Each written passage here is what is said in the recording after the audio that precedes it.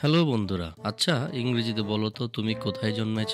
ঠিক আছে, উত্তর দিও না, কারণ আজ আমি তোমাদেরকে শিখাবো ওয়াজ বর্ন এর 6 রকম গ্রামাটিক্যাল ক্লু, যেগুলো শুনে তোমার আবার জন্ম নিতে ইচ্ছে করবে। শুধু আমি জন্মেছিলাম বললে হবে না ভাই, গ্রামার বলবে তুমি কিভাবে, কোথায়, কেন, কার জন্য, কোন জেনেটিক বোমা নিয়ে জন্মেছ। তাহলে চলো শিখে ফেলি ওয়াজ বর্ন এর রহস্যময় 6টি রূপ।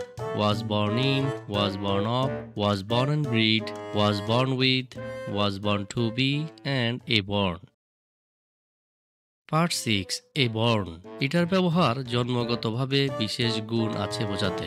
এ বর্ন দিলে আপনি স্টাইলিশ।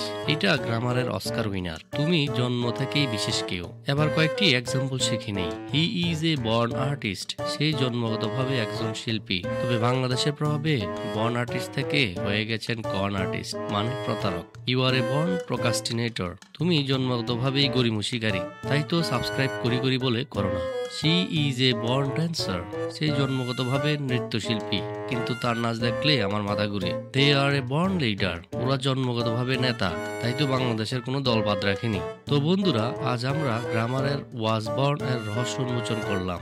আর এখন যদি তুমি কারো কাছে গিয়ে বলো I was born in love, born with swag, born to be a topper and a born TikToker, তাহলে সে বুঝিয়ে নেবে তুমি শুধু টিকটকার না, গ্রামারেও তুমি জন্মগত জিনিয়াস। ভিডিও ভালো লাগলে লাইক দাও, কমেন্টে লেখো তোমার ক্ষেত্রে কোন বর্নটা প্রযোজ্য।